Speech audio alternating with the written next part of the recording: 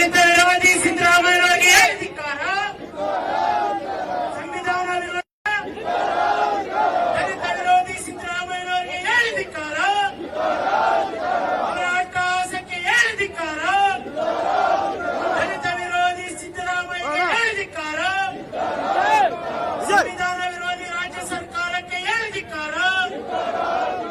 ಬೇಕೇ ಬೇಕು ಹೋರಾಟ, ಹೋರಾಟ, ಯಾತಕ್ಕಾಗಿ ಹೋರಾಟ. ಜೈ ಭೀಮ್.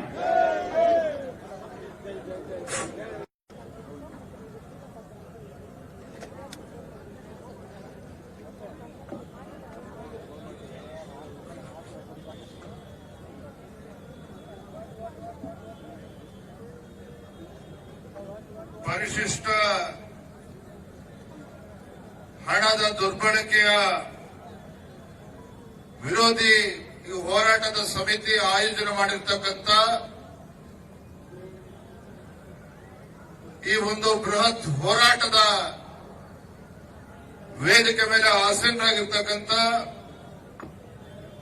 ನಮ್ಮೆಲ್ಲರ ಹಿರಿಯರು, ರಿಪಬ್ಲಿಕ್ ಪಾರ್ಟಿಯ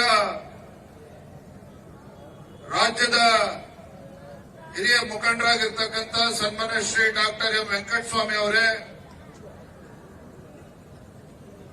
ಪ್ರತಿಪಕ್ಷದ ನಾಯಕರು,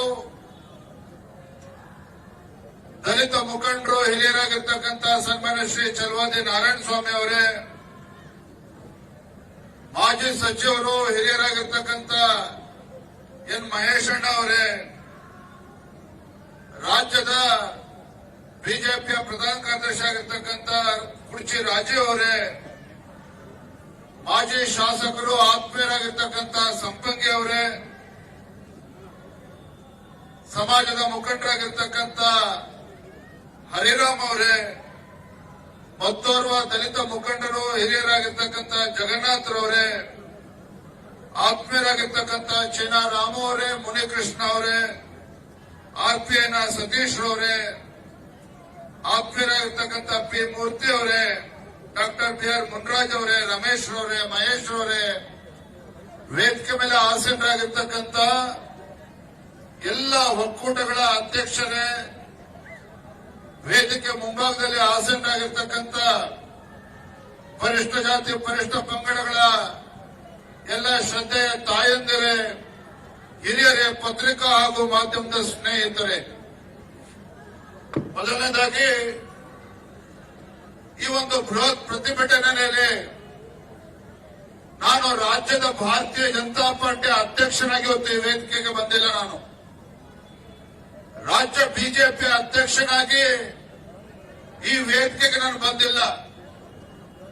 ಅಥವಾ ಇವತ್ತೇನು ದಲಿತ ಹೋರಾಟ ಸಮಿತಿಗಳು ಈ ದಲಿತ ವಿರೋಧಿ ಕಾಂಗ್ರೆಸ್ ಸರ್ಕಾರದ ವಿರುದ್ಧ ಏನು ನಮ್ಮ ಸಮುದಾಯದ ಅಭಿವೃದ್ಧಿಗೆ ಮೀಸಲಿಟ್ಟಿರ್ತಕ್ಕಂಥ ಹಣವನ್ನ ನಮ್ಮ ಸಮಾಜಗಳ, ನಮ್ಮ ಮಕ್ಕಳ ಒಂದು ಆರ್ಥಿಕವಾಗಿ, ಶೈಕ್ಷಣಿಕವಾಗಿ, ಸಾಮಾಜಿಕವಾಗಿ ಅಭಿವೃದ್ಧಿಗೆ ಮೀಸಲಿಟ್ಟಿರ್ತಕ್ಕಂಥ ಏನು ಎಸ್ಸಿಪಿ, ಎಸ್ಪಿ, ಟಿಎಸ್ಪಿ ಹಣವನ್ನ ದುರುಪಯೋಗ ಪಡ್ಕೊಂಡಿರ್ತಕ್ಕಂಥ ಕಾಂಗ್ರೆಸ್ ಸರ್ಕಾರ ಇದರ ಮಧ್ಯೆ ರಾಜಕೀಯ ಬೇಳೆ ಬೇಯಿಸ್ಕೋಬೇಕು ಅಂತ ನಾವು ವೇದಿಕೆಗೆ ಬಂದಿಲ್ಲ.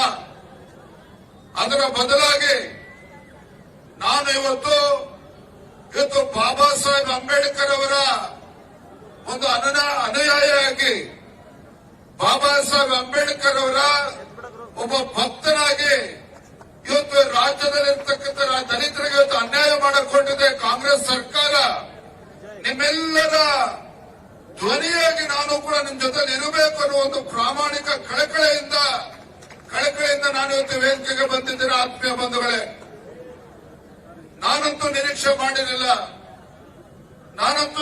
ಮಾಡಿರಲಿಲ್ಲ ವೆಂಕಟಸ್ವಾಮಿ ಅವರೇ, ನಮ್ಮ ರಾಜ್ಯದಲ್ಲಿ ಇವತ್ತು ಸಿದ್ದರಾಮಯ್ಯನವರು ಮುಖ್ಯಮಂತ್ರಿಗಳಿದ್ದಾಗ ರಾಜ್ಯದಲ್ಲಿ ಇವತ್ತು ಕಾಂಗ್ರೆಸ್ ಸರ್ಕಾರ ಆಡಳಿತ ನಡೆಸ್ತಾ ಇರ್ತಕ್ಕಂಥ ಸಂದರ್ಭದಲ್ಲಿ ಇಂಥ ಒಂದು ಕರಾಳ ದಿನ ನಮ್ಮ ರಾಜ್ಯದಲ್ಲೇ ಬರುತ್ತೆ ಅಂತೇಳಿ ನಾನಂತೂ ನಿರೀಕ್ಷೆ ಮಾಡಿರಲಿಲ್ಲ. ಚಲವಾದಿ ನಾರಾಯಣ ಸ್ವಾಮಿ ಅವರೇ, ನಾವಂತೂ ನಿರೀಕ್ಷೆ ಮಾಡಿರಲಿಲ್ಲ. ಕಾರಣ ಕಳೆದ ವಿಧಾನಸಭಾ ಚುನಾವಣೆ ಸಂದರ್ಭದಲ್ಲಿ ಯಾವ ನಮ್ಮ ರಾಜ್ಯದಲ್ಲಿ ಅಹಿಂದ ಹೆಸರು ಹೇಳಿಕೊಂಡು ರಾಜ್ಯದಲ್ಲಿ ಇವತ್ತು ಪರಿಷ್ಠ ಜಾತಿ ಪರಿಷ್ಠ ಪಂಗಡಗಳ ಕಣ್ಣೀರಿನ ಒರೆಸ್ತೇನೆ. ಈ ನಾಡಿನಲ್ಲಿರ್ತಕ್ಕಂಥ ಪರಿಷ್ಠ ಜಾತಿ ಪರಿಷ್ಠ ಪಂಗಡಗಳ ದಲಿತರ ಒಂದು ಧ್ವನಿಯಾಗಿ ನಮ್ಮ ಸರ್ಕಾರ ಕೆಲಸ ಮಾಡ್ತದೆ ಅಂತೇಳಿ ಭರವಸೆನ ಕೊಟ್ಟು ಬಂದಿರತಕ್ಕಂಥ ಮಾನ್ಯ ಮುಖ್ಯಮಂತ್ರಿ ಸಿದ್ದರಾಮಯ್ಯನವರು, ಮಾನ್ಯ ಸಿದ್ದರಾಮಯ್ಯನವರೇ, ನಿಮ್ಮ ಆಡಳಿತ ಅವಧಿಯಲ್ಲಿ ಇಂಥ ಒಂದು ದುಸ್ಥಿತಿ ಇವತ್ತು ನಮ್ಮ ದಲಿತರು ಬೀದಿಗಿಳಿದು ನಿಮ್ಮ ವಿರುದ್ಧ ಹೋರಾಟ ಮಾಡತಕ್ಕಂತ ಪರಿಸ್ಥಿತಿ ನಿರ್ಮಾಣ ಆಗ್ತದೆ ಅಂತ ನಾನು ಕೂಡ ನಿರೀಕ್ಷೆ ಮಾಡಿರಲಿಲ್ಲ. ನಾನು ಈ ವೇದಿಕೆ ಮೂಲಕ ರಾಜ್ಯದ ಮುಖ್ಯಮಂತ್ರಿ ಕೇಳಲಿಕ್ಕೆ ಇಚ್ಛೆ ಪಡ್ತೇನೆ.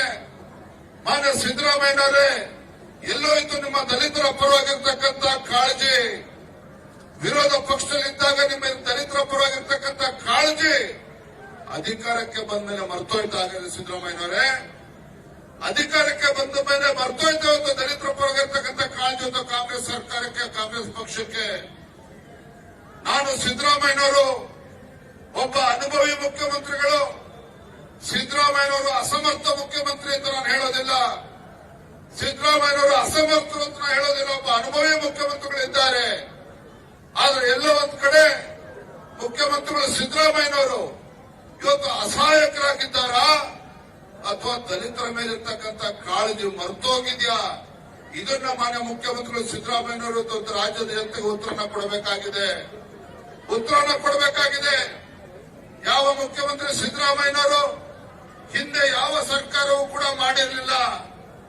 ರಾಜ್ಯದಲ್ಲಿ ಇವತ್ತು ಎಸ್ಸಿಪಿ, ಎಸ್ಪಿ, ಟಿಎಸ್ಪಿ ಹಣ ಅಂದ್ರೆ ಸ್ಪೆಷಲ್ ಗ್ರಾಂಟ್ ನಮ್ಮ ಸಮುದಾಯಗಳಿಗೆ, ದಲಿತ ಸಮುದಾಯಗಳಿಗೆ ಇವತ್ತು ಆರ್ಥಿಕವಾಗಿ, ಶೈಕ್ಷಣಿಕವಾಗಿ, ಸಾಮಾಜಿಕವಾಗಿ ನಮಗೆ ಶಕ್ತಿನ ಕೊಡ್ತಕ್ಕಂಥ ಹಣವನ್ನ ಇವತ್ತು ದುರ್ಬಳಕೆ ಮಾಡಿಕೊಂಡಿದ್ದಾರಲ್ಲ. ಸನ್ಮಾನ್ಯ ಸಿದ್ದರಾಮಯ್ಯನವರೇ, ನ್ಯಾಯನ ಇದು ಸಿದ್ದರಾಮಯ್ಯನವರೇ? ಇವತ್ತು ಇದನ್ನ ಪ್ರಶ್ನೆ ಮಾಡೋದಕ್ಕೋಸ್ಕರ ಇವತ್ತೆಲ್ಲ ದಲಿತ ಒಕ್ಕೂಟಗಳು, ಹೋರಾಟ ಸಮಿತಿಗಳು ಇವತ್ತು ಧ್ವನಿ ಎತ್ತುವ ಕೆಲಸವನ್ನ ಮಾಡ್ತಾ ಇದ್ದಾರೆ. ನಾನು ಈ ವೇದಿಕೆ ಮೂಲಕ ಒಂದು ಮಾತನ್ನ ಹೇಳೋದಕ್ಕೆ ಇಚ್ಛೆ ಪಡ್ತೇನೆ. ಹಿಂದೆ ಬಿಜೆಪಿ ಸರ್ಕಾರ ಇದ್ದಾಗ, ಯಡಿಯೂರಪ್ಪ ಅವರು ಮುಖ್ಯಮಂತ್ರಿಗಳಿದ್ದಾಗ ಸಿದ್ದರಾಮಯ್ಯನವರು ನಿಮ್ಮಷ್ಟು ಪಳ್ಳು ಭರವಸೆಗಳನ್ನ ಕೊಡಲಿಲ್ಲ.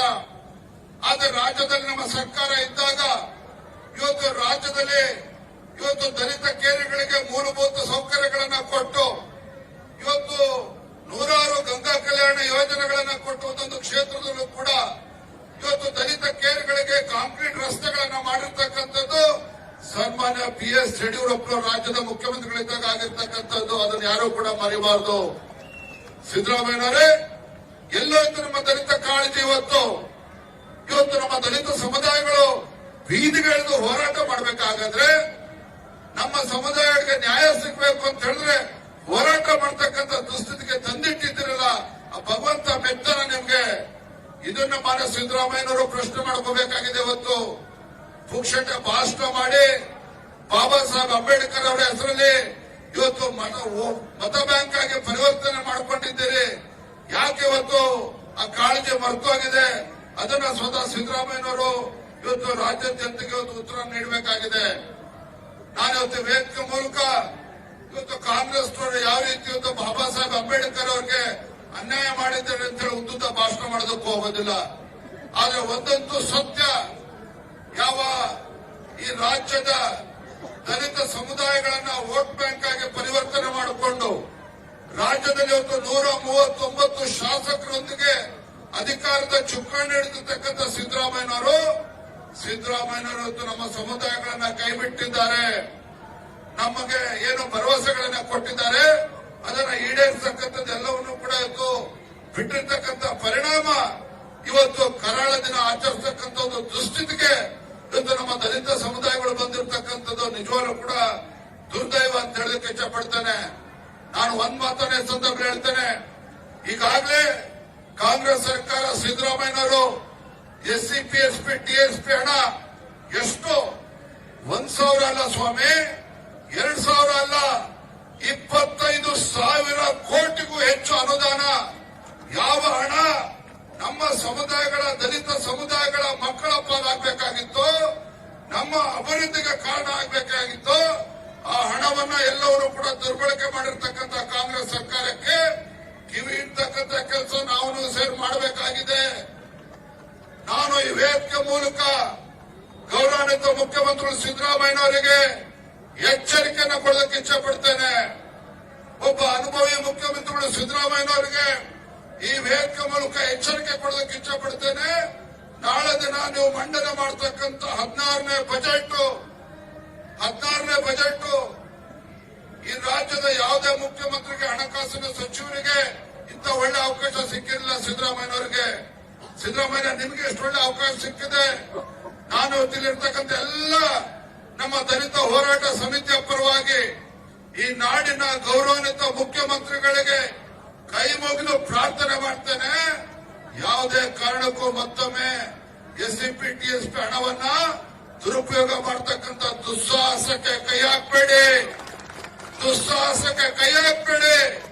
ಇವತ್ತು ದಲಿತರ ಕಣ್ಣಲ್ಲಿ ನೀರು ಬಂದ್ರೆ ಆ ಶಾಪ ನಿಮ್ಮ ಸರ್ಕಾರಕ್ಕೆ ತಡದೆ ಬಿಡೋದಿಲ್ಲ. ಹಾಗಾಗಿ ನಾನಿವತ್ತು ರಾಜ್ಯದ ಮುಖ್ಯಮಂತ್ರಿಗಳಿಗೆ ಆಗ್ರಹವನ್ನು ಮಾಡ್ತೇನೆ, ಎಚ್ಚರಿಕೆ ಕೊಡ್ತಾ ಇದ್ದೇನೆ. ಇನ್ನೂ ಕೂಡ ನಮ್ಮ ತಾಳ್ಮೆಯನ್ನ ಪರೀಕ್ಷೆ ಮಾಡಬೇಡಿ. ಯಾವ ಹಣ ಇವತ್ತು ಆ ಸಮುದಾಯಗಳ ಅಭಿವೃದ್ಧಿಗೆ ಮೀಸಲಿಡಬೇಕು, 1 ರೂಪಾಯಿ ಸಹ ದುರುಪಯೋಗ ಆಗದ ರೀತಿಯಲ್ಲಿ ಇವತ್ತು ಆ ಸಮುದಾಯಗಳಿಗೆ ತಲುಪಿಸ್ತಕ್ಕಂಥ ಕೆಲಸ ಇವತ್ತು ಮಾಡಬೇಕು ಅನ್ನೋ ಮಾತನ್ನ ಈ ಸಂದರ್ಭ ಎಚ್ಚರಿಕೆ ನಾನು ಕೊಡ್ತಾ ಇದ್ದೇನೆ. ಮತ್ತೊಂದು ಪ್ರಯಾಸನ ಕೊಟ್ಟು ನಾನು ಮಾತನ್ನು ಮುಗಿಸ್ತೇನೆ. ಇವತ್ತು ಭಾರತೀಯ ಜನತಾ ಪಾರ್ಟಿ ದಲಿತ ವಿರೋಧಿ ಅಲ್ಲ. ಇವತ್ತು ನಮಗೆ ಗೊತ್ತಿರಲಿ, ಕರ್ನಾಟಕ ಇವತ್ತು ಕಾಂಗ್ರೆಸ್ ಸರ್ಕಾರ ಬಂದ್ಮೇಲೆ ಇಡೀ ದೇಶದಲ್ಲಿ ಇವತ್ತು ಏನು ಅನೇಕ ರಾಜ್ಯಗಳು ಇವತ್ತು ದಲಿತರಿಗೆ ಹಣ ಮೀಸಲಿಟ್ಟು ಕೆಲಸ ಮಾಡ್ತಾ ಇದ್ದಾರೆ. ಕರ್ನಾಟಕ ಇವತ್ತು 10ನೇ ಸ್ಥಾನದಲ್ಲಿದೆ. ದಲಿತರ ಅಭಿವೃದ್ಧಿಗೆ ಮೀಸಲಿಟ್ಟಿರ್ತಕ್ಕಂಥ ಹಣವನ್ನ ಉಪಯೋಗ ಮಾಡತಕ್ಕಂಥ ನಿಟ್ಟಿನಲ್ಲಿ ಯಾವ ಕರ್ನಾಟಕ ರಾಜ್ಯ ಅಹಿಂದ ಹೆಸರು ಹೇಳಿಕೊಂಡು ಅಧಿಕಾರದ ಚುಕ್ಕಾಣಿ ಹಿಡಿದಿರ್ತಕ್ಕಂಥ ಕಾಂಗ್ರೆಸ್ ಸರ್ಕಾರ ಸಿದ್ದರಾಮಯ್ಯನವರು ಮೊದಲ ಸ್ಥಾನದಲ್ಲಿರಬೇಕಾಗಿತ್ತು, ಅಂತ ಕರ್ನಾಟಕ ರಾಜ್ಯ 10ನೇ ಸ್ಥಾನದಲ್ಲಿದೆ. ನಾನಿವತ್ತು ಭರವಸೆ ಪಡ್ತೇನೆ, ಮುಂದಿನ ದಿನಗಳಲ್ಲಿ ಭಾರತೀಯ ಜನತಾ ಪಾರ್ಟಿ ಅಧಿಕಾರಕ್ಕೆ ಬಂದಾಗ ಇಡೀ ದೇಶದಲ್ಲಿ ಇವತ್ತು ದಲಿತರಿಗೆ ಹಣವನ್ನ ಖರ್ಚು ಮಾಡತಕ್ಕಂಥ ನಿಟ್ಟಿನಲ್ಲಿ ನಮ್ಮ ಬಿಜೆಪಿ ಸರ್ಕಾರ ಮೊದಲ ಸ್ಥಾನದಲ್ಲಿರ್ತದೆ, ದೇಶದಲ್ಲಿ ಮೊದಲ ಸ್ಥಾನದಲ್ಲಿರ್ತದೆ. ಆ ಭರವಸೆನ ಕೊಟ್ಟು ಹೆಚ್ಚು ಸಮಯವನ್ನು ತೆಗೆದುಕೊಳ್ಳೋದಿಲ್ಲ. ನಾನು ಕೂಡ ಅಧಿವೇಶನಕ್ಕೆ ತೆರಳಬೇಕಾಗಿದೆ. ಹಿರಿಯರಾಗಿರ್ತಕ್ಕಂಥ ಚಲವಾದಿ ನಾರಾಯಣ ಸ್ವಾಮಿ ಅನೇಕ ಹಿರಿಯರು ಮಾತನಾಡಲಿದ್ದಾರೆ. ದಯವಿಟ್ಟು ಅವ್ರ ಮಾತುಗಳನ್ನ ಆಲಿಸಬೇಕು ಅನ್ನೋ ಮಾತನ್ನ ಈ ಸಂದರ್ಭದಲ್ಲಿ ಹೇಳ್ತಾ ತುಂಬಾ ಸಂತೋಷ ಆಗಿದೆ.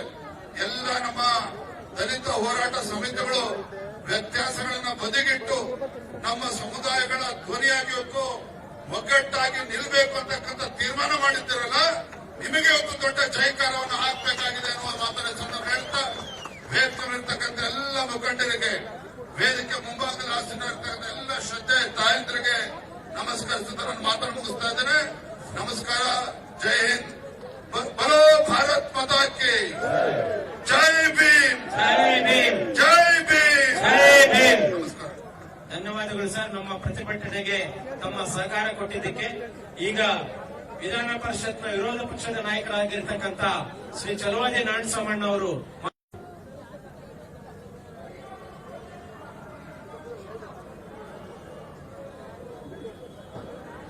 ಎಲ್ಲರೂ ದಯವಿಟ್ಟು ಕುತ್ಕೊಂಡ್ಬಿಡಿ, ಎಲ್ಲ ಕುತ್ಕೊಳ್ಳಿ.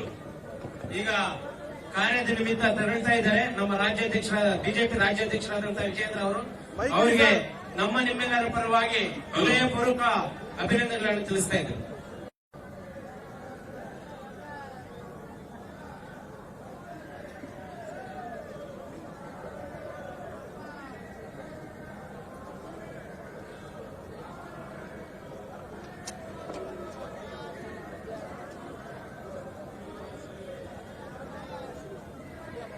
ಮಾನ್ಯ ಬಂಧುಗಳೇ,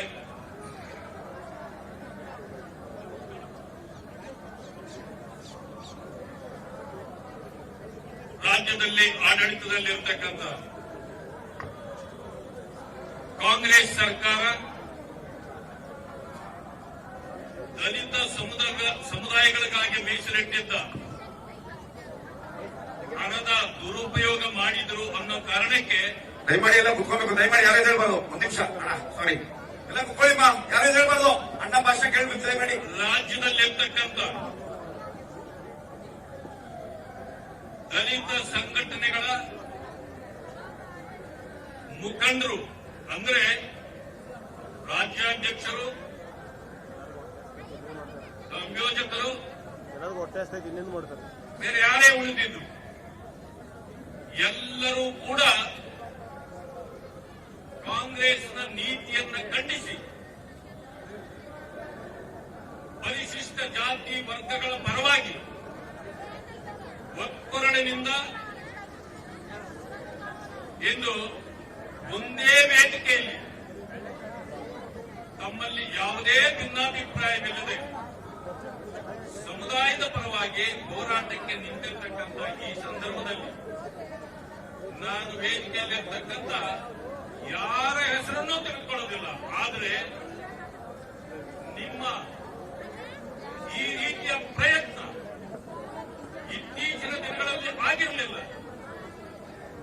ಆದರೆ ಕಾಂಗ್ರೆಸ್ ಪಕ್ಷ ಮಾಡಿರ್ತಕ್ಕಂಥ ಈ ದ್ರೋಹಕ್ಕೆ ನಾವು ಉತ್ತರ ಕೊಡಬೇಕು ಅಂತ ಹೇಳಿ ಮುಖಂಡರೆಲ್ಲ ತಾವು ಸೇರಿದ್ದೀರಲ್ಲ, ಈ ವಿಚಾರಕ್ಕಾಗಿ ತಾವಿನ್ನು ಮುಂದೆಯೂ ಕೂಡ ಸಮುದಾಯದ ಸಮಸ್ಯೆ ಬಂದಾಗ ಇದೇ ರೀತಿ ಶಕ್ತಿಯ ಪ್ರದರ್ಶನ ಆಗಬೇಕು, ತಾವೆಲ್ಲ ಒಟ್ಟಿಗೆ ಸೇರಬೇಕು ಅನ್ನೋ ಕಾರಣ ಇಟ್ಕೊಂಡು, ಜೊತೆಗೆ ಇವತ್ತೆಲ್ಲರೂ ಕೂಡ ತಾವು ಒಂದೇ ವೇದಿಕೆಯಲ್ಲಿ ಸೇರಿದ ಪರಿಣಾಮವಾಗಿ ನಾನಿವತ್ತು ನಿಮ್ಮೆಲ್ಲರ ಮುಂದೆ ಸಾಷ್ಟಾಂಗ ನಮಸ್ಕಾರಗಳು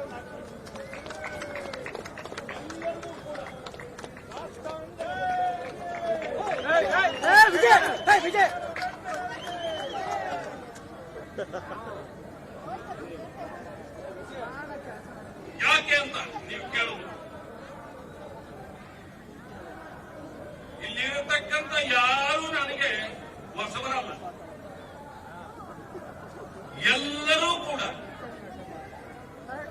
ನಮ್ಮ ಜೊತೆಯಲ್ಲಿ ಕೆಲಸ ಮಾಡಿರ್ತಕ್ಕಂಥವರು, ನಾವು ಅವರ ಜೊತೆಯಲ್ಲಿ ಬೆಳೆದಿರ್ತಕ್ಕಂಥವರು, ನಾವೆಲ್ಲ ಜೋಡಿಯಾಗಿ ಕಾರಣಾಂತರಗಳಿಂದ ಬೇರೆ ಬೇರೆ ವಿಚಾರಗಳಲ್ಲಿ ಬೇರೆ ಬೇರೆ ಚಿಂತನೆಗಳಿರ್ಬೋದು, ವೇದಿಕೆಗಳು ಬೇರೆ ಆಗಿರ್ಬೋದು. ಆದರೆ ಸಮುದಾಯದ ಪ್ರಶ್ನೆ ಬಂದಾಗ ಕೆಲವರು ಹೋರಾಟ ಮಾಡ್ತಾರೆ, ಕೆಲವರು ಹೋರಾಟ ಮಾಡಲ್ಲ, ಕೆಲವರು ಯಾರು ನಮಗೆ ತೊಂದರೆ ಕೊಡ್ತಾರೋ ಅವ್ರ ಜೊತೆಯಲ್ಲೇ ಉಳಿತಾರೆ. ಹೀಗೆ ಅನೇಕ ರೀತಿಯಲ್ಲಿ ನಾವೆಲ್ಲ ದೂರ ಇದ್ದವರು. ಇವತ್ತೊಂದು ಸಮಯ ಬಂದಿದೆ, ಕಾಂಗ್ರೆಸ್ ಪಕ್ಷ ಚುನಾವಣೆಗಾಗಿ 5 ಗ್ಯಾರಂಟಿಗಳನ್ನು ಕೊಟ್ಟಿದೆ. ನಿಮ್ಮನ್ನು ನಾನು ಪ್ರಶ್ನೆ ಮಾಡ್ತೇನೆ, ಮಾನ್ಯ ಬಂಧುಗಳೇ, 52,000 ಕೋಟಿ ರೂಪಾಯಿಗಳನ್ನ ಗ್ಯಾರಂಟಿಗಳಿಗಾಗಿ ಮೀಸಲಿಟ್ಟಿದೆ. 5 ಗ್ಯಾರಂಟಿಗಳು.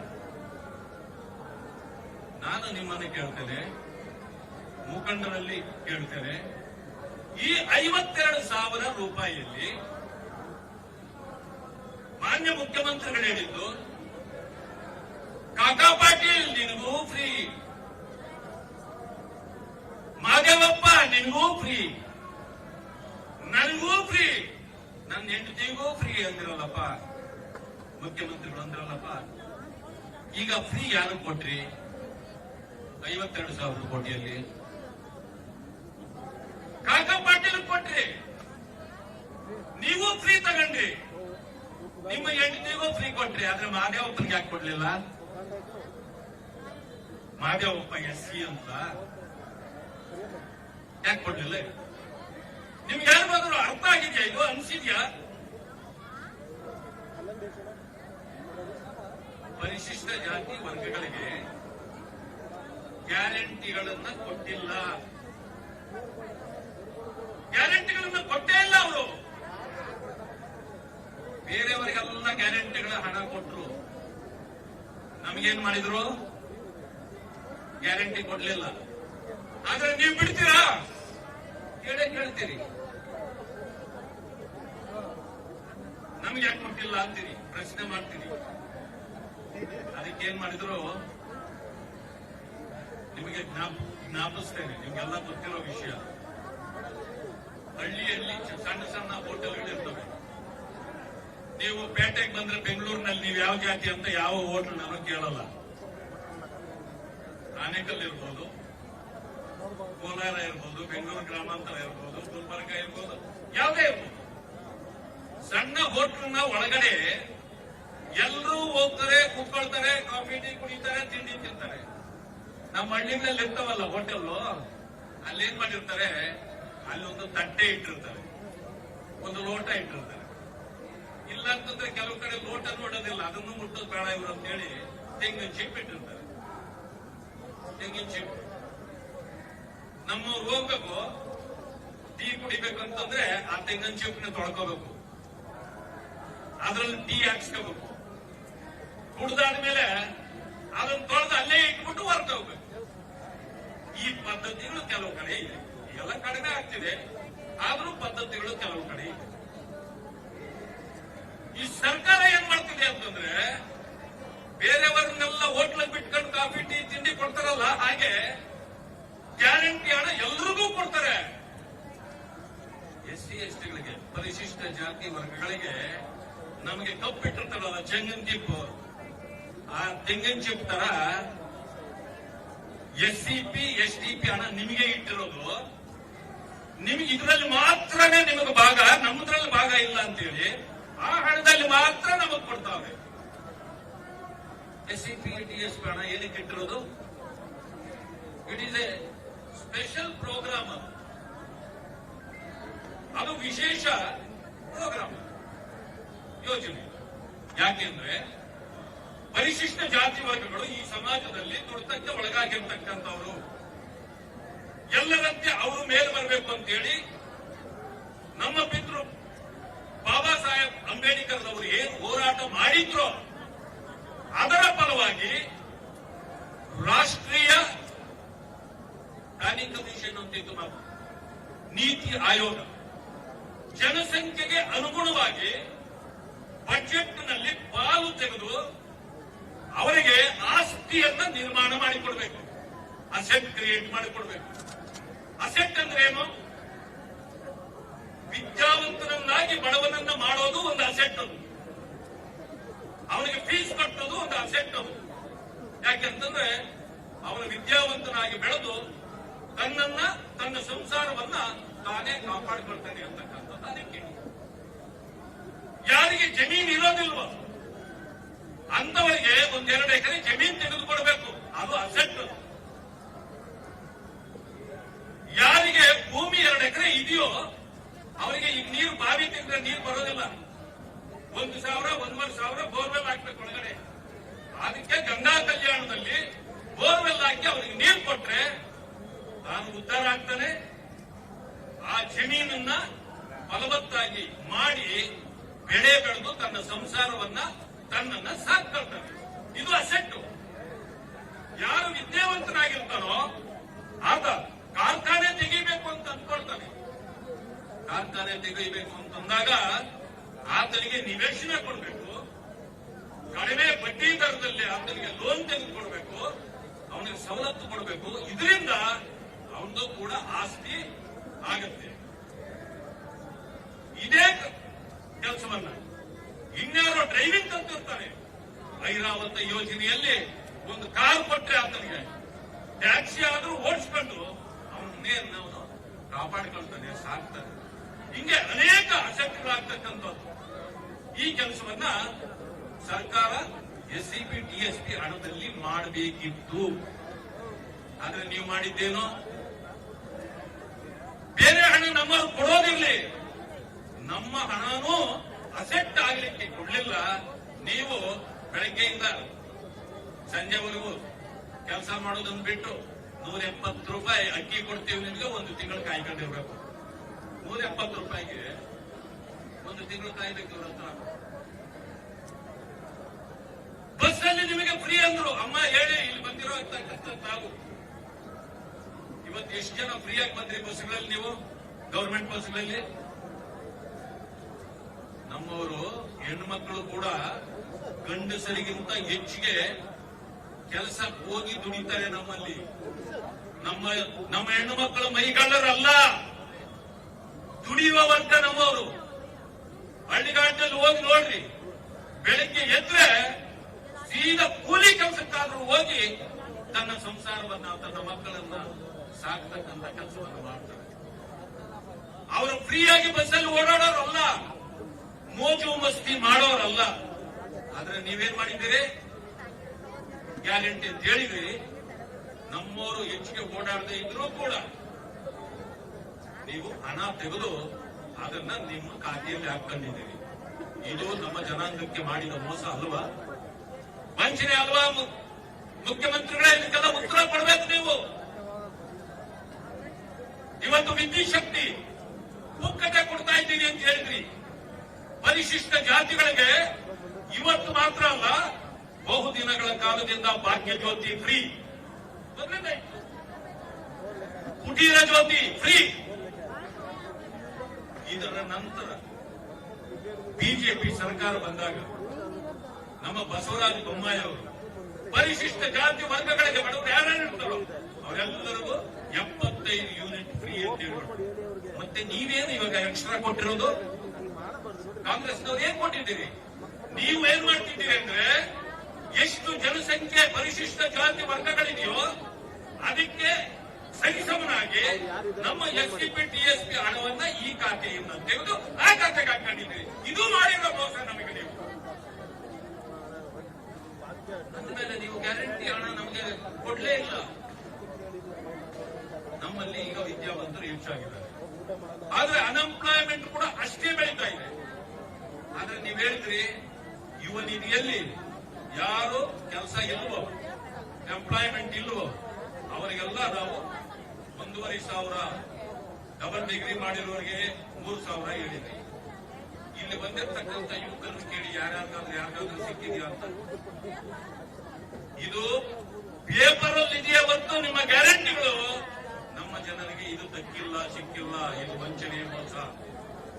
ಆ ಕಾರಣದಿಂದ ದಯವಿಟ್ಟು ತಾವೆಲ್ಲರೂ ಅರ್ಥ ಮಾಡ್ತೀರಿ.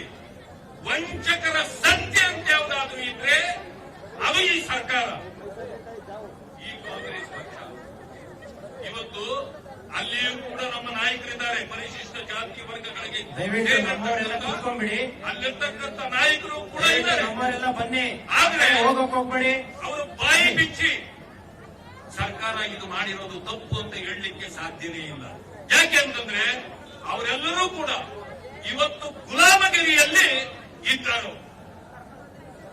ಯಾವ ರೀತಿ ಇದ್ದಾರೆ ಅಂತಂದ್ರೆ, ಅಲ್ಲಿರ್ತಕ್ಕಂಥ ಪರಿಶಿಷ್ಟ ಜಾತಿ ವರ್ಗದ ನಾಯಕರು ಮುಖ್ಯಮಂತ್ರಿಗಳೇ ನಮ್ಮ ಜನಾಂಗಕ್ಕೆ ಅನ್ಯಾಯ ಆಗ್ತದೆ ಅಂತ ಹೇಳೋ ಪರಿಸ್ಥಿತಿಯಲ್ಲಿಲ್ಲ.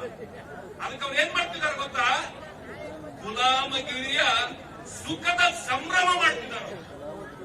ಗುಲಾಮಗಿರಿಯಲ್ಲೂ ಕೂಡ ಸುಖದ ಸಂಭ್ರಮ ಪಡ್ತಿದ್ದಾರೆ. ಆದ್ರೆ ನೀವು ಬೀದಿಯಲ್ಲಿ ಕೂತಿದ್ದೀರಿ. ನಮಗೆ ಕಷ್ಟನ ಹೇಳಲಿಕ್ಕೆ ಯಾರ ಹತ್ರ ಹೋಗ್ಬೇಕಿರೋ. ಆದ್ರಿಂದ ನೀವೇನು ಹೋರಾಟವನ್ನ ಹೊರಟಿದ್ದೀರಿ, ಇದಕ್ಕೆ ಪೂರಕವಾಗಿ ನಾವು ಕೂಡ ನಮ್ಮ ಭಾರತೀಯ ಜನತಾ ಪಕ್ಷ, ನಮ್ಮ ಅಧ್ಯಕ್ಷರಾಗಿರ್ತಕ್ಕಂಥ ವಿಜೇಂದ್ರ ಅವರ ನೇತೃತ್ವದಲ್ಲಿ 14 ತಂಡಗಳನ್ನು ರಚನೆ ಮಾಡಿದ್ವಿ. 2 ಪಾರ್ಲಿಮೆಂಟರಿ ಸೆಗ್ಮೆಂಟ್ಗೆ ನಾವು ಟೂರ್ ಮಾಡಿದ್ವಿ. ಎಲ್ಲ ಕಡೆಯಲ್ಲೂ ಏನು ತಾವುಗಳಲ್ಲಿ ಕುಳಿತಿರ್ತಕ್ಕಂಥ ನಾಯಕರು ಹೋರಾಟ ಮಾಡ್ತಿರಲ್ಲ ಸಂಘಟನೆಗಳ ನಮ್ಮ ಮೂಲಕ, ಆ ರೀತಿ ನಿಮಗೆ ಶಕ್ತಿ ಕೊಡ್ತಕ್ಕಂಥ ನಿಮ್ಮ ಜೊತೆಯಲ್ಲಿ ನಾವು ಕೂಡ ಕೆಲಸವನ್ನ ಇಡೀ ರಾಜ್ಯದಲ್ಲಿ ನಾವು ಇವತ್ತು ಮಾಡಿಕೊಡ್ತಿದ್ದೀವಿ. ನಾನು ಸುಮಾರು ವರ್ಷಗಳಿಂದ ನೋಡ್ತಾ ಇದ್ದೇನೆ, ಅನೇಕ ಸಂಘಟನೆಗಳು ಇದರಲ್ಲಿ ಭಾಗಿಯಾಗಲೇ ಇಲ್ಲ. ಯಾರಿದ್ದಾರೆ ಇಲ್ಲಿ ನಮ್ಮ ಸಂಘಟನೆ ಮುಖಂಡರು? ದಯವಿಟ್ಟು. ಆದ್ರೆ ವಿಶೇಷ ಏನು ಅಂತಂದ್ರೆ, ಇವತ್ತು ದಯವಿಟ್ಟು ಎಲ್ಲರೂ ಕುತ್ಕೋಬೇಕು. ದಯವಿಟ್ಟು ಕುತ್ಕೊಳ್ಳಿ, ಎಲ್ಲ ಕೂತ್ಕೊಳ್ಳಿ. ಅವ್ರೇನೋ ಅವರ ಹೋರಾಟ ಪಾಪ ಅವ್ರು ಮಾಡ್ಲಿ, ಬನ್ನಿ. ಅವರ ಹೋರಾಟ ಅವ್ರ ಕಡೆ ಗಮನ ಕೊಡಕ್ ಹೋಗ್ಬೇಡಿ. ಅವರ ಹೋರಾಟ ಅವ್ರು ಅವ್ರ ಮಾಡ್ತಾರೆ, ನಮ್ಮ ಹೋರಾಟ ಹೋರಾಟಕ್ಕೂ ನಾವು ಬೆಲೆ ಮಾಡ್ತೀವಿ. ಕೊಡೋಣ. ದಯವಿಟ್ಟು ನಮ್ಮ ಹೋರಾಟ ಹೀಗೆ ಕುತ್ಕೊಳ್ಳಿ. ಮಾನ್ಯ ಮುಖ್ಯಮಂತ್ರಿಗಳು ಇವತ್ತು ಯಾವ ರೀತಿ ಅಂತಂದ್ರೆ, ಒಂದು ತರ ಅವ್ರದ್ದು ಒಂದು ಗಾದೆ ಹೇಳ್ತಾರೆ ಹಳ್ಳಿ ಕಡೆ, ಕೈಯಲ್ಲಿ ಶರಣು ಕಂಕಳಲ್ಲಿ ದೊಣ್ಣೆ ಅಂತ.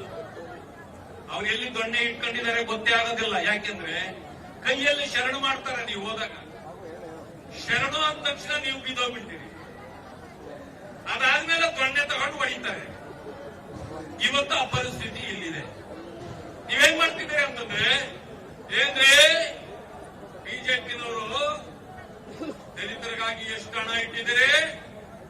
39,000 ಕೋಟಿ ದಯವಿಟ್ಟು ಎಲ್ಲ ಹೇಳಿಕೆ ಇಟ್ಟಿದ್ದೀನಿ ಅಂತಾರೆ. ಹೇಳೋದಿದು ಇಟ್ಟಿದ್ದು ಬಿಡಪ್ಪ, ಕೊಟ್ಟಿದ್ದು ಹೇಳು. ಇಟ್ಟಿದ್ದೆಷ್ಟು ಅಂತ ನಮಗ್ ಬೇಡ, ಕೊಟ್ಟಿದ್ದೆಷ್ಟು ಅಂತ ಹೇಳೋ ನೋಡೋಣ. ಆಗಿದ್ದ ಮೇಲೆ ಮೊದಲನೇ ವರ್ಷ 11,000 ಕೋಟಿ, ಎರಡನೇ ವರ್ಷ 14,000 ಕೋಟಿ, 25,000 ಕೋಟಿ ನಮ್ಮ ಬಡವರ ಹಣ ನುಂಗಿದ್ರಲ್ಲ ನೀವು. ಆ ನುಂಗಿದ್ದಕ್ಕೆ ನಿಮ್ ಗಂಟಲು ಸರಿ ಇಲ್ಲ. ಈಗ ಗಂಟಲು ಸಿಕ್ಕಾಕೊಂಡಿದೆ. ನಮ್ಮ ಜನರಿಗೆ ಅನ್ಯಾಯ ಮಾಡಿ ನೀವು ಓಡಾಡಕ್ ಹೋದ್ರಲ್ಲ, ಅದಕ್ಕೇನೆ ಈಗ ನೀವು ಕುಂಟ್ತಾ ಇರೋದು.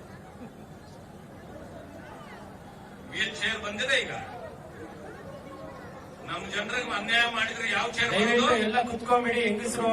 ವೀಲ್ ಚೇರ್ ಹೋಗಿ ಬೇರೆ ಚೇರ್ ಬರ್ತದ. ಆಮೇಲೆ ನಮ್ಮವರಿಗೆ ಮೋಸ ಮಾಡಬೇಡಿ, ಅನ್ಯಾಯ ಮಾಡಬೇಡಿ.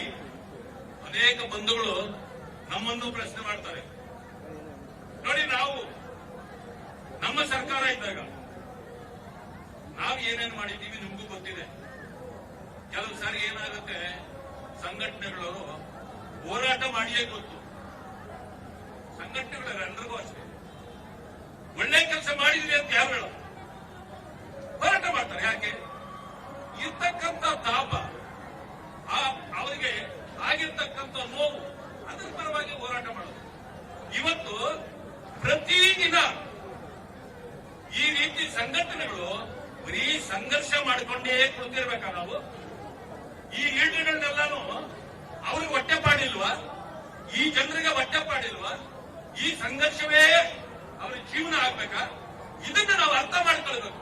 ನೋಡಿ, ಪರಿಶಿಷ್ಟ ಜಾತಿ ವರ್ಗಗಳನ್ನ ಜೊತೆಯಲ್ಲಿಟ್ಕೊಂಡೇ ಕಸಿ ಮಾಡತಕ್ಕಂತ ಕೆಲಸ ಮಾನ್ಯ ಸಿದ್ದರಾಮಯ್ಯನವರು ಮಾಡ್ತಿದ್ದಾರೆ. ಅವರ ನೀತಿ ಏನು ಅನ್ನೋದನ್ನ ಅರ್ಥ ಮಾಡ್ಕೊಳ್ಳಿ. ನಾವು ಅಧಿಕಾರದಲ್ಲಿದ್ದಾಗ ಪೌರ ಕಾರ್ಮಿಕರನ್ನ 14,000 ಜನರ ಅವರು ಕಾಂಟ್ರಾಕ್ಟ್ ಲೇಬರರ್ಸ್ ಆಗಿದ್ರು. ನಮ್ಮ ಸರ್ಕಾರ 34,000 ಜನರನ್ನ ಪರ್ಮನೆಂಟ್ ಮಾಡಬೇಕು ಅಂದ್ಕೊಂಡಿದ್ವಿ. 14,000 ಜನರನ್ನು ಮಾಡಿದ್ವಿ. ನಮ್ಮ ಸರ್ಕಾರ ಹೋಗಿ ಇನ್ನು 30,000 ಜನರನ್ನ ಮಾಡ್ಲಿಕ್ಕಾಗಲಿಲ್ಲ. ಆದರೂ ಕೂಡ ಅವರನ್ನು ಸರಿಯಾಗಿ ಮಾಡಿಸಿಕೊಳ್ಳಲಿಕ್ಕೆ ಇವತ್ತು ಈ ಸರ್ಕಾರಕ್ಕೆ ಆಗ್ತಾ ಇಲ್ಲ. ಮಾಡಲಿಲ್ಲ. ನಾವು ಕೆಲವರು ಮುಖಂಡರು ಹೋಗಿ ಕೇಳಿದ್ವಿ, ಬೊಮ್ಮಾಯಿ ಸಾಹೇಬ್ರೆ, ಬಾಬಾ ಸಾಹೇಬ್ ಅಂಬೇಡ್ಕರ್ ಅವರು ನಮ್ಮ ರಕ್ಷಕರು, ಅವರು ಪಾದ ಸ್ಪರ್ಶ ಮಾಡಿರ್ತಕ್ಕಂಥ 7 ಜಿಲ್ಲೆಗಳ 10 ಸ್ಥಳಗಳಲ್ಲಿ ಬಾಬಾ ಸಾಹೇಬ್ ಅಂಬೇಡ್ಕರ್ ಅವರು ಪಾದ ಸ್ಪರ್ಶ ಮಾಡಿದ್ದಾರೆ. ಅದರಲ್ಲಿ ಕೆಜಿಎಫ್, ಬೆಂಗಳೂರು, ಹಾಸನ, ಧಾರವಾಡ, ಮತ್ತೆ ಬೆಳಗಾವಿ, ಚಿಕ್ಕೋಡಿ, ಬಿಜಾಪುರ, ಗುಲ್ಬರ್ಗ, ವಾಡಿ, ಇಂಥ ಕ್ಷೇತ್ರಗಳಲ್ಲಿ ಅಲ್ಲಿ ಒಂದು ಸ್ಮಾರಕಗಳನ್ನು ಮಾಡಬೇಕು ಅಂತ ಹೇಳಿದ ತಕ್ಷಣ 25 ಕೋಟಿಯನ್ನ ನಮಗೆ ಅದಕ್ಕಾಗಿ ಇಟ್ಟರು. ಆದರೆ ಈ ಸರ್ಕಾರ ಇದುವರೆಗೂ ಆ ಕೆಲಸವನ್ನೇ ಪ್ರಾರಂಭ ಮಾಡಿಲ್ಲ. ಇಂಥ ಪರಿಸ್ಥಿತಿ ಇಲ್ಲಿದೆ. ಎಲ್ಲಕ್ಕಿಂತ ಹೆಚ್ಚಿಗೆ ನಾನು ಇನ್ನೊಂದು ವಿಷಯವನ್ನ ನಿಮಗೆ ಗಮನಕ್ಕೆ ತರಲಿಕ್ಕೆ ಹೋಗ್ತೇನೆ. ನಮ್ಮ ಸರ್ಕಾರ ಇದ್ದಾಗ ಯಡಿಯೂರಪ್ಪನವರು ಯಾರು ಕಾರ್ಖಾನೆ ತೆಗಿತೀರಿ ಪರಿಶಿಷ್ಟ ಜಾತಿ ವರ್ಗದವರು, 1 ಕೋಟಿ ರೂಪಾಯಿ ಇರಲಿ ನಿವೇಶನದ ಬೆಲೆ, ನೀವು ಕೇವಲ 25 ಲಕ್ಷ ಕಟ್ಟಿ 75 ಲಕ್ಷ ಸಬ್ಸಿಡಿ ಕೊಡ್ತೀವಿ ನಾವು ಅಂತ ಹೇಳಿ ಕೊಟ್ಟರು. ಇದು ನಮ್ಮ ಕಮಿಟ್ಮೆಂಟ್. ಇವರೇನ್ ಕೊಟ್ಟಿದ್ದಾರೆ? ಕಾಂಟ್ರಾಕ್ಟ್. ನಮ್ಮಲ್ಲೂ ಕಾಂಟ್ರಾಕ್ಟರ್ಗಳು ಬೇಕಾದಷ್ಟಿದ್ದಾರೆ, ಗುತ್ತಿಗೆದಾರರು. ಇವತ್ತು 1 ಕೋಟಿಯವರೆಗೆ ನಿಮಗೆ ಗುತ್ತಿಗೆದಾರ ಕೆಲಸ ಮಾಡೋರಿಗೆ ನಿಮಗೆ ಕೆಲಸ ಕೊಡ್ತೀವಿ ಅಂತ ಹೇಳುದು. ಮೊದಲು ಕೇವಲ 25,000ಕ್ಕಿತ್ತು. ನಮ್ಮ ಸರ್ಕಾರ ಬಂದಾಗ ಅದನ್ನು 50 ಲಕ್ಷಕ್ಕೆ ಏರಿಸಿದ್ವಿ. 25 ಲಕ್ಷದಿಂದ 50ಕ್ಕೆ ಏರಿಸಿದ್ವಿ. ಹೋಗಿ ಮತ್ತೆ ಡಿಮ್ಯಾಂಡ್ ಇಟ್ಟ ಮೇಲೆ ಕೆಲವರು ಈಗ ಮುಖ್ಯಮಂತ್ರಿಗಳು ಸಿದ್ದರಾಮಯ್ಯ 1 ಕೋಟಿಯವರೆಗೆ ಕೊಡ್ತೀನಿ ಅಂದ್ರೆ ನೀನ್ ಪೇಪರ್ ಮೇಲೆ ಬರ್ಕೊಂಡ್ರೆ ಏನನ್ನ ಪ್ರಯೋಜನ? ಕೊಟ್ಟಿದ್ದಲ್ಲಿ ಹೇಳಿ. ಪರಿಶಿಷ್ಟ ಪರಿಶಿಷ್ಟ ಜಾತಿ ವರ್ಗದವರಿಗೆ 50 ಲಕ್ಷ ಕಾಂಟ್ರಾಕ್ಟ್ ಇರುವಾಗಲೇ 5-6 ಕೆಲಸಗಳನ್ನ ಒಂದು ಬ್ಲಾಕ್ ಮಾಡಿ ಅದನ್ನ ಬೇರೆಯವ್ರಿಗೆ ಕೊಡ್ತಿದ್ರು, ನಮ್ಮವ್ರಿಗೆ ಕೊಡ್ತಿರ್ಲಿಲ್ಲ. ಈಗ 1 ಕೋಟಿಗೆ ಏರಿಸಿದ್ದಾರೆ. ಏರಿಸಿದ್ರು ಕೂಡ ಯಾರಿಗೂ ಸಿಗ್ತಾ ಇಲ್ಲ. ಯಾಕೆಂದ್ರೆ ಅದನ್ನು ಕೂಡ 3-4 ಕೋಟಿ ಒಂದೇ ಸಾರಿ ಸೇರಿಸಿ ಬೇರೆಯವ್ರಿಗೆ ಕೊಡ್ತಾರೆ, ನಮ್ಮವ್ರಿಗೆ ಕೊಡಲ್ಲ. ಈ ರೀತಿ ಈ ಸರ್ಕಾರ ವಂಚನೆ ಮಾಡ್ತಾ ಇದೆ. ಆ ಕಾರಣದಿಂದ ನಾವು ಎಚ್ಚೆತ್ತುಕೊಳ್ಬೇಕು. ನೀವು ಇವತ್ತೇನು ಹೋರಾಟಕ್ಕೆ ಹೊರಟಿದ್ದೀರಿ, ನಮ್ಮ ಸಂಪೂರ್ಣ ಬೆಂಬಲ ನಿಮ್ಮ ಜೊತೆಯಲ್ಲಿದೆ, ನಮ್ಮ ಸಂಪೂರ್ಣ. ಅದಕ್ಕೆ ನಾನು ಕೂಡ ರಿಕ್ವೆಸ್ಟ್ ಮಾಡ್ಕೊಂಡೆ ನಮ್ಮ ಪಕ್ಷದ ಅಧ್ಯಕ್ಷರಿಗೆ. ನಾನು ನಿಮಗೆ ಹೇಳ್ತೇನೆ, ನೀವು ಬಿಜೆಪಿಯವರಲ್ಲ, ನೀವು ಬಿಜೆಪಿಯವರಲ್ಲ, ಆದ್ರೆ ನೀವು ಕಾಂಗ್ರೆಸ್ ಅವರು ಅಲ್ಲ, ನೀವು ಜನತಾ ದಳದವರು ಅಲ್ಲ. ಜನತಾ ದಳದ ನಾಯಕರನ್ನ ಕರ್ಕೊಂಡು ನನ್ನ ಜೊತೆ ಬಂದೆ. ಯಾಕೆ? ನೀವು ಯಾರನ್ನ ಬೇಕಾದ್ರೂ ಶತ್ರು ಮಾಡ್ಕೊಳ್ಳಿ, ನನಗೆ ಅಭ್ಯಂತರ ಇಲ್ಲ. ನೀವು ಬಿಜೆಪಿಗೂ ಶತ್ರುಗಳು ಆಗಿದ್ದವರೇ, ನನಗೆ ಅಭ್ಯಂತರ ಇಲ್ಲ.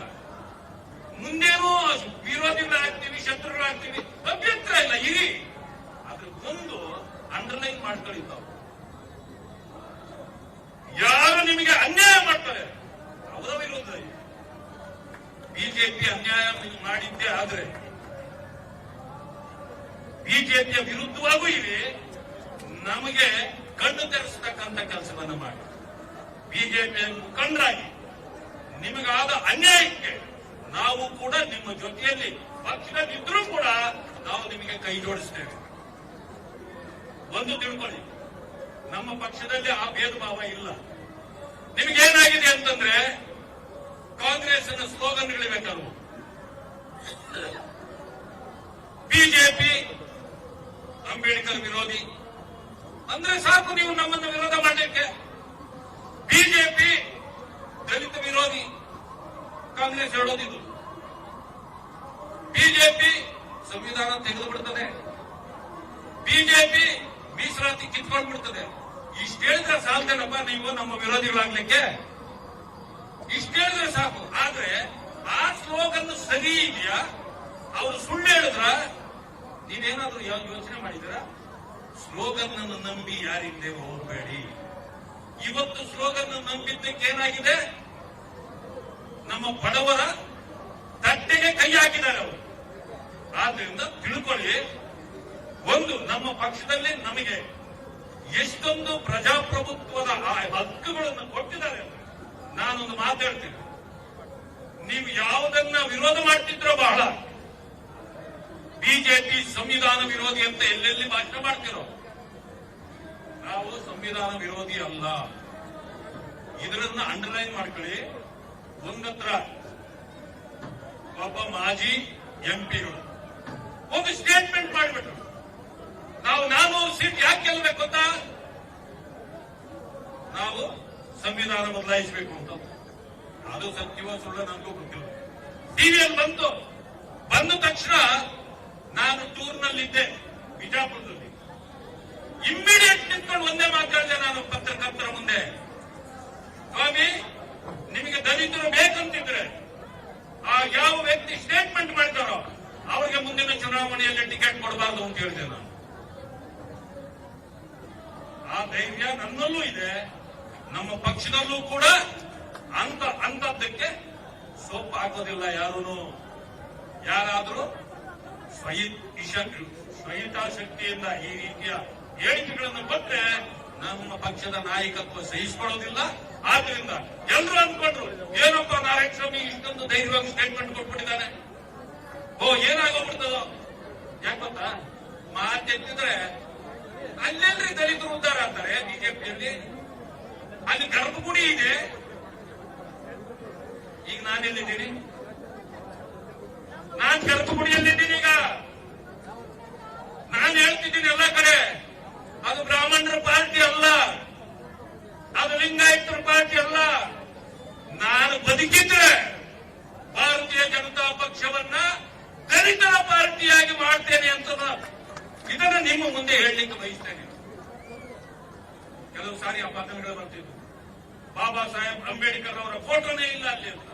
ಬನ್ನಿ, ಎಲ್ಲಿ ನೋಡಿದ್ರು ಕೂಡ ಎಲ್ಲ ಕಚೇರಿಗಳಲ್ಲಿ ಎಲ್ಲಿ ನೋಡಿದ್ರು ಬಾಬಾ ಸಾಹೇಬರ ಫೋಟೋ ರಾರಾಜಿಸ್ತಾ ಇದೆ. ನೀವು ಅಂದ್ಕೊಂಡಿರ್ಬೋದು ನಮ್ಮಲ್ಲಿ ದಲಿತರು ಅಂತ ಬೇಕಾದಷ್ಟಿದ್ದಾರೆ ನೋಡಿ. ದಲಿತ ಸಂಘಟನೆಗಳ ಕೈಗೆ ಭಾರತೀಯ ಜನತಾ ಪಕ್ಷದ ಎಲ್ಲವನ್ನೂ ಕೊಟ್ಟಿದ್ದೇವೆ. ಯಾರು ನೀವು ವಿರೋಧಿಸ್ತಿದ್ರಲ್ಲ ಅವರಿಗೆ ನೀಲಿ ಶಾಲು ನಿಮ್ಮ ಚಂಡವನ್ನು ಕೂಡ ಬಿಜೆಪಿ ನಾಯಕರಿಗೂ ಇಳಿಸಿದ್ದೇವೆ. ಇನ್ನೇನ್ ಬೇಕು ನಿಮಗೆ? ಅದಕ್ಕೆ ನಾನು ಹೇಳುದು, ನಿಮ್ಮನ್ನ ತೊಂದರೆ ಕೊಡ್ತಕ್ಕಂಥ, ಮೋಸ ಮಾಡ್ತಕ್ಕಂಥ, ವಂಚನೆ ಮಾಡ್ತಕ್ಕಂಥವರ ವಿರುದ್ಧ ನೀವಿರಿ. ನಾವು ಮಾಡಿದ್ರು ಇನ್ನೊಂದು ಪಕ್ಷ ಮಾಡಿದ್ರು ಇರಿ. ಆದ್ರೆ ಬರೆದಿಟ್ಕೊಳ್ಳಿ, ಈ ಸರ್ಕಾರದ ಆಯುಷ್ಯ ಕಡಿಮೆ ಆಗ್ತಾ ಇದೆ. ರಂಗಸ್ವಾಮಿ ಅವರೇ, ಮೂರ್ತಿ ಅವರೇ, ಹರಿರಾಮ್ ಅವರೇ, ಇವೆಲ್ಲ ಮುಖಂಡರಿಗೆ ಹೇಳ್ತೇನೆ, ಈ ಸರ್ಕಾರಕ್ಕೆ ವಯಸ್ಸಾಗ್ತಾ ಇದೆ. ಈಗಾಗಲೇ ಕಾಲು ಮುರಿದೋಗಿದೆ, ಸರ್ಕಾರಕ್ಕೆ ಕಾಲು ಮುರಿದೋಗಿದೆ. ಈಗ ಪಾಪ ಈಗ ಅದು ಐಸಿಯುಗೆ ಹೋಗ್ತಾ ಇದೆ. ಹೋದ ಮೇಲೆ ನೆಕ್ಸ್ಟ್ ಬರೋ ಸರ್ಕಾರ ಯಾವುದು?